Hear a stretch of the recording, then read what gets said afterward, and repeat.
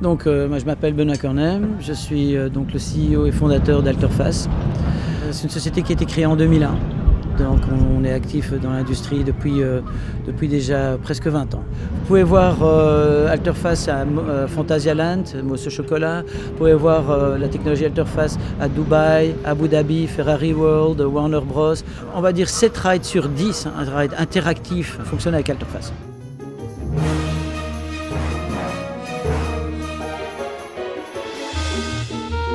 Alors un erratic ride, c'est un ride non linéaire. C'est-à-dire qu'au lieu d'aller d'un point A à un point B à un point C, toujours un petit peu de la même manière, c'est un point qui va du point A à un point C, à un point D, qui peut aller vraiment dans tous les sens, ça peut être de C à D, de A à B.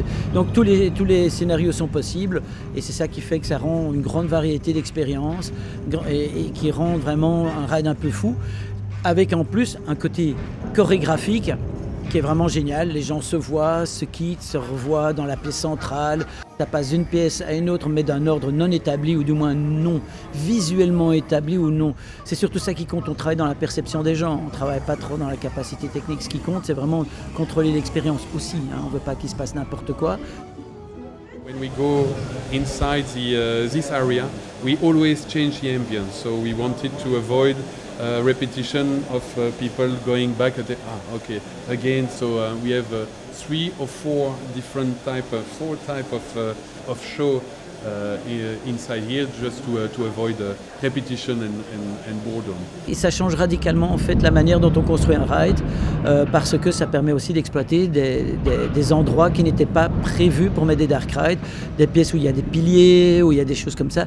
On va pouvoir vraiment mettre des dark rides là-dedans alors qu'on ne pouvait pas le faire avant. So we made the room just to fit exactly with the existing pole, and that's the advantage of this kind of ride, is that we can really make it and adjust the size of the room depending on the different needs.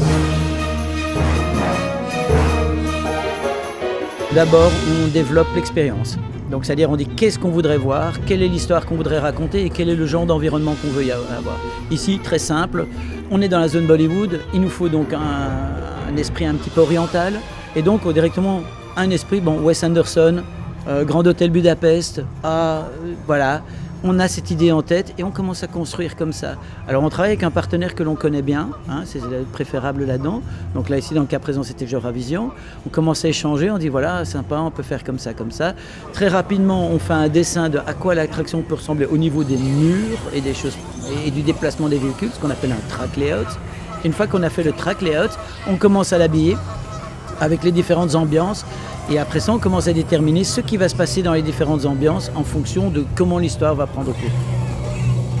On a en fait un simulateur qui va nous permettre de visualiser quelle va être l'expérience des gens à l'intérieur. Donc qu'est-ce qu'ils vont voir, à quel moment ils vont passer devant les choses, comment les véhicules vont bouger, etc. Donc on travaille avec ça. On a un casque VR qui nous permet vraiment d'aller investiguer tous les différents angles, ce que les gens pourront voir, comment ils vont interagir avec la taille par exemple du véhicule, comment est-ce que les rideaux, dans le cas présent il y a des rideaux, donc comment est-ce qu'on va gérer les rideaux, combien de secondes on doit faire de médias. The duration of the scene are not the same each time you are riding. It really depends on your path. So actually we have an intro, a loop, and an outro. And the outro is sent when all the vehicles are ready to be dispatched to start a choreography.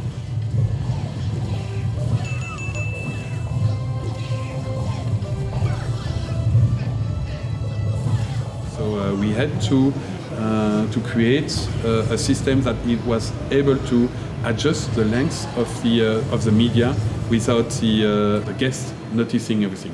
Et en fait, c'est uniquement quand on a fini la simulation de tout ça que l'on va arriver à la production réelle, à la programmation même des véhicules. Et c'est en fait notre simulateur qui va même exporter la programmation des véhicules dans les 10 véhicules.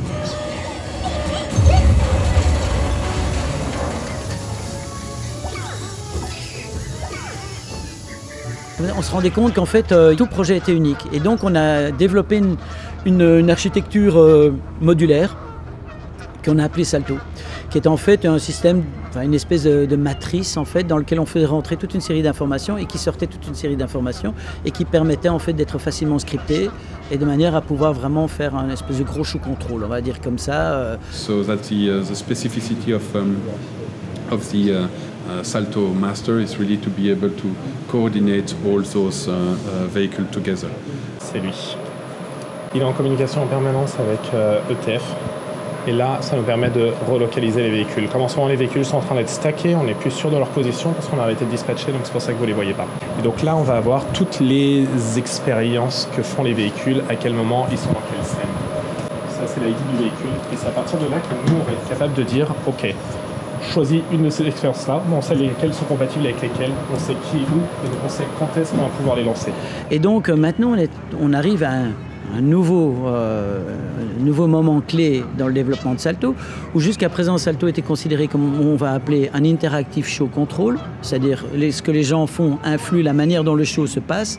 Et maintenant, grâce à Erratic et tout le travail que l'on a fait sur l'Erratic a fait que Salto est devenu ce qu'on appelle un interactive storyteller, c'est-à-dire que la manière dont on raconte l'histoire est influencée par l'action et pas uniquement le show control, mais le contenu lui-même.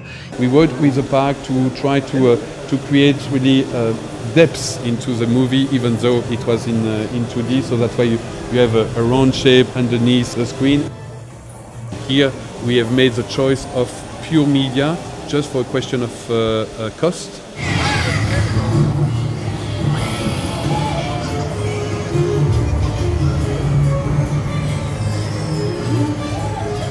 Jeter des véhicules comme ça dans un flux de véhicules, c'était pas évident, c'était pas gagné d'avance. Et donc là, on a prouvé qu'on pouvait le faire. Mais surtout, ce que l'on a fait, c'est qu'en développement Erratic, on a développé la simulation et on a développé des outils. Et que maintenant, on peut virtuellement gérer un ride monstrueux si on veut. On peut faire des rides avec 30 véhicules si on veut. Il n'y a absolument aucune limite. Il y aura certainement d'autres dark rides erratiques, mais il y aura des choses encore plus ambitieuses, encore plus fortes dans le futur. Ouais.